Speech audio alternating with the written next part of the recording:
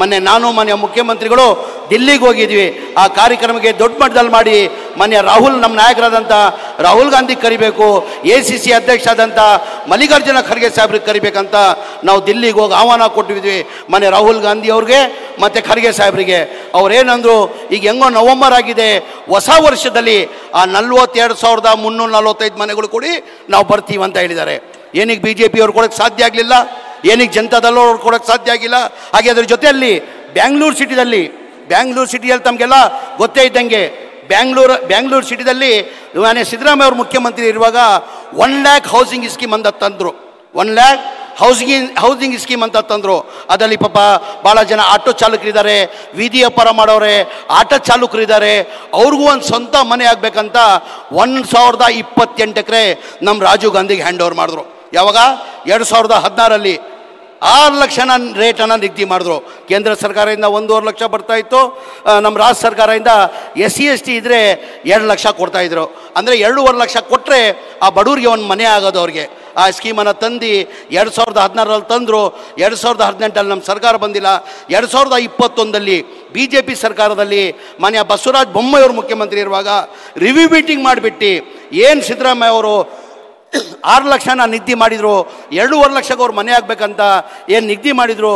BJP ಕಾಲದಲ್ಲಿ ಬಸವರಾಜ ಬೊಮ್ಮಾಯಿ ಅವರು ಒಂದು ರಿವ್ಯೂ ಮೀಟಿಂಗ್ ಮಾಡಿಬಿಟ್ಟು ಅದು 6 ಲಕ್ಷ ಇದ್ದಿದ್ದು 11,20,000 ಮಾಡ್ತಾರೆ.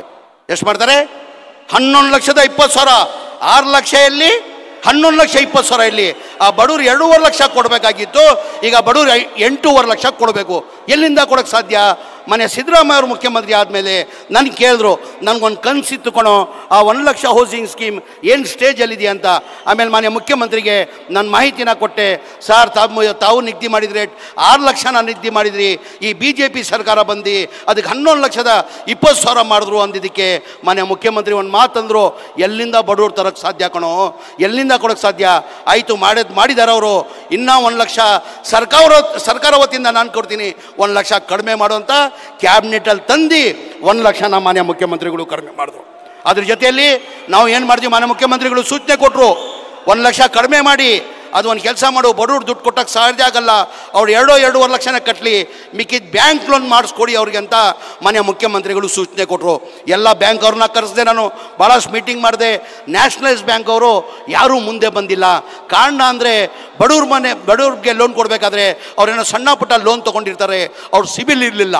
ಯಾರು ನ್ಯಾಷನಲೈಸ್ ಬ್ಯಾಂಕ್ ಅವ್ರು ಮುಂದೆ ಬಂದಿಲ್ಲ. ಮಾನ್ಯ ಮುಖ್ಯಮಂತ್ರಿ ಗಮನಕ್ಕೆ ತಂದೆ ನಾನು, ಸರ್ ಯಾರು ನ್ಯಾಷನಲೈಸ್ ಬ್ಯಾಂಕ್ ಅವ್ರು ಮುಂದೆ ಬರ್ತಾಯಿಲ್ಲ, ನ್ಯಾಷನಲೈಸ್ ಬ್ಯಾಂಕಲ್ಲಿ ತೊಗೊಂಡ್ರೆ 6-7% ಇಂಟ್ರೆಸ್ಟ್ ಆಗ್ತದೆ, ಅವ್ರು ಸಿಬಿಲ್ ಇಲ್ಲ, ಯಾರು ಬ್ಯಾಂಕ್ ಅವ್ರು ಮುಂದೆ ಬರ್ತಾ ಇಲ್ಲ, ಪ್ರೈವೇಟ್ ಬ್ಯಾಂಕ್ ಅವ್ರು ಬರ್ತಾವ್ರೆ, ಅವ್ರ ಇಂಟ್ರೆಸ್ಟ್ ಬಂದು 11-12% ಆಗ್ತದೆ. ಮಾನ್ಯ ಮುಖ್ಯಮಂತ್ರಿಗಳು ಮೀಟಿಂಗ್ ಮಾಡಿ, ಇಲ್ಲ ಬಡವರು ಅಷ್ಟು ಕಟ್ಟೋಕ್ಕಾಗಲ್ಲ, ನ್ಯಾಷನಲೈಸ್ ಬ್ಯಾಂಕಲ್ಲಿ ನೀನು 5 ಲಕ್ಷ ಲೋನ್ ತೊಗೊಂಡ್ರೆ ಬರೀ 5,000 EMI ಕಟ್ಟಬೇಕಾಗ್ತದೆ. ಈಗ ಅವರು ಪ್ರೈವೇಟ್ ಬ್ಯಾಂಕಲ್ಲಿ ತೊಗೊಂಡ್ರೆ 8,500 ಆಗ್ತದೆ. ಹಾಗಾಗಿ ಬಡವ್ರು ಕೊಡೋಕ್ಕೆ ಸಾಧ್ಯ ಆಗಲ್ಲ. ಹಂಗಾಗಿ ಮಾನ್ಯ ಮುಖ್ಯಮಂತ್ರಿಗಳು ತಿರ್ಗಾ ಕ್ಯಾಬಿನೆಟಲ್ಲಿ ತಂದದು, ಇಲ್ಲ ಬಡವ್ರು ದುಡ್ಡು ಕಟ್ಟೋಕ್ಕಾಗಲ್ಲ, ನ್ಯಾಷನಲ್ ಬ್ಯಾಂಕ್ ಏನು ರೇಟ್ ಇದೆ ಅದೇ ಅವ್ರು ಕೊಳ್ಳಿ, ಮಿಕ್ಕಿದ ಡಿಫ್ರೆನ್ಸ್ ಅಮೌಂಟು ಸರ್ಕಾರ ವತಿಯಿಂದ ಕೊಡ್ತೀನಂತ 1,600 ಕೋಟಿ ಕೊಡ್ತೀನಂತ ಮಾನ್ಯ ಸಿದ್ದರಾಮಯ್ಯ ಮುಖ್ಯಮಂತ್ರಿಗಳು ಒಪ್ಕೊಂಡ್ರು. ಅಂದರೆ ಇಷ್ಟೇ ನಾನು ಹೇಳೋದು, ಇದು ತಾವು ಇಷ್ಟೇ ಅರ್ಥ ಮಾಡ್ಕೊಳ್ಬೇಕಾಗ್ತದೆ. ಬೇರೆಯವ್ರಿಗೆ ನಮಗೆ ಎಷ್ಟು ವ್ಯತ್ಯಾಸ ಇದೆ ಅಂತ. ಕಾಂಗ್ರೆಸ್ ಪಕ್ಷದ ಇತಿಹಾಸ ತೆಗೀರಿ ನೀವು. ಯಾವ ಚುನಾವಣೆ ಬಂದಿದೆ, ಜನಗಳು ಮಧ್ಯೆ ಹೋದರೆ ನಮ್ಮ ಸಾಧನೆಯನ್ನು ತೋರಿಸಿ ನಾವು ಮತ ಕೇಳ್ತೀವಿ. ನಮ್ಮ ಸರ್ಕಾರ ಇತ್ತು, ನಾವು ಇಂಥ ಭಾಗ್ಯಗಳು ಕೊಟ್ಟಿದ್ದೀವಿ, ಇಂಥ ಕಾರ್ಯಕ್ರಮ ಕೊಡ್ತೀವಿ ಅಂತ ನಮ್ಮ ಸಾಧನೆಯನ್ನು ತೋರಿಸಿ ನಾವು ಮತ ಕೇಳ್ತೀವಿ. ಎಂದನ BJP ಅವರು ಅವ್ರ ಸಾಧನೆಯನ್ನು ತೋರಿಸಿ ಮತ ಕೇಳಿದಾರ? ಬರೀ ಹಿಂದೂ ಮುಸಲ್ಮಾನ್. ಅವ್ರು ಯಾವ ಹಿಂದೂನೂ ಬೇಕಾಗಿಲ್ಲ, ಯಾವ ಮುಸಲ್ಮಾನೂ ಬೇಕಾಗಿಲ್ಲ, ಅವ್ರು ಬೇಕಾಗಿರೋದು ಅಧಿಕಾರ. ದಯಮಾಡಿ ಇದೆಲ್ಲ ಅರ್ಥ ಮಾಡ್ಕೊಳ್ತಾವು. ನಮ್ಮ ಪಕ್ಷಕ್ಕೆ ಆಶೀರ್ವಾದ ಮಾಡಬೇಕು, ನಮ್ಮ ಸರ್ಕಾರಕ್ಕೆ ಆಶೀರ್ವಾದ ಮಾಡಬೇಕಂತ ಕೇಳ್ಕೊಂಡು ಸುಧಾಕರ್ ಅವ್ರನ್ನ ತುಂಬ ಒಳ್ಳೆ ಕಾರ್ಯಕ್ರಮ ಹಮ್ಮಿಕೊಂಡಿದ್ದಾರೆ. ಸುಧಾಕರ್ ಅವ್ರು ಹೇಳ್ದಂಗೆ, ದಿನೇಶ್ ಗುಂಡೂರು ಅವ್ರು ಹೇಳ್ದಂಗೆ ಎಲ್ಲ ಇಲಾಖೆಯಲ್ಲಿ ಸಂಬಂಧಪಟ್ಟ ಮಂತ್ರಿ ಹಂಗೆ ಬರೀ ಅವ್ರ ತಾಲೂಕಿಗೆ ಸೀಮಿತ ಇಲ್ಲ, ಅವ್ರ ಕ್ಷೇತ್ರಕ್ಕೆ ಸೀಮಿತ ಇಲ್ಲ, ಎಲ್ಲ ಜಿಲ್ಲೆವಾರಿಗೆ ಅವ್ರ ಸಂಬಂಧಪಟ್ಟ ಮಂತ್ರಿಗಳು ಹೋಗಿ ಅವ್ರ ಕೆಲಸನ ತಗೊಳ್ತಾರೆ. ನನಗೂ ಬಂದು ನನ್ನ ಅನಿಸಿಕೆ ನಮ್ಮ ಇಲಾಖೆಯಿಂದ, ಅಲ್ಪಸಂಖ್ಯಾತರ ಇಲಾಖೆಯಿಂದ 100 ಕೋಟಿ ಅನುದಾನ ನಾನು ಕೊಟ್ಟಿದ್ದೀನಿ, 100 ಕೋಟಿ ಅನುದಾನಗಳನ್ನು ಕೊಟ್ಟಿದ್ದೀನಿ. ಅದ್ರಲ್ಲಿ ಒಂದು ಇತಿಹಾಸನ ಮಾನ್ಯ ಸುದ್ದಿಯಾಗ ಅವರು ಕ್ರಿಯೇಟ್ ಮಾಡಿದ್ದಾರೆ. ಯಾರೂ ಮಾಡೋಕ್ಕೆ ಸಾಧ್ಯ ಆಗಲ್ಲ. ತಮಗೆಲ್ಲ ಗೊತ್ತಿದ್ದಂಗೆ ಅಮ್ಮ ಜಾನ್ ಬಾಬಾ ಜಾನ್ ದರ್ಗಾ ಇದೆ. ಇಡೀ ದೇಶದಿಂದ ಎಲ್ಲ ಕಡೆ ಎಲ್ಲ ಜನ ಬರ್ತಾರೆ. ಅದು ಅಭಿವೃದ್ಧಿ ಆಗಬೇಕಂದ್ರೆ 32 ಕೋಟಿ ರೂಪಾಯಿ ತೊಗೊಂಡಿದ್ದಾರೆ. ಅದು ಯಾರಿಂದನೂ ತೊಗೊಳಕ್ಕೆ ಸಾಧ್ಯ ಆಗಲ್ಲ. ಅದು ಸುಧಾಕರಿಂದ ಮಾತ್ರ ಸಾಧ್ಯ ಅಂತ ಹೇಳಿ ಸುಧಾಕರ್ ಅವರು ಇವತ್ತು ತುಂಬ ಒಳ್ಳೆಯ ಕಾರ್ಯಕ್ರಮನ ಮಾಡಿದ್ದಾರೆ. ನನಗೆ 2 ಮಾತಾಡೋಕೆ ಅವಕಾಶ ಕೊಟ್ಟಿದ್ದು. ಒಂದ್ಸಿ ನನ್ನ ಮಾತು ಮುಗಿಸ್ತೀನಿ. ಜೈ ಹಿಂದ್, ಜೈ ಕರ್ನಾಟಕ, ಜೈ ಕಾಂಗ್ರೆಸ್.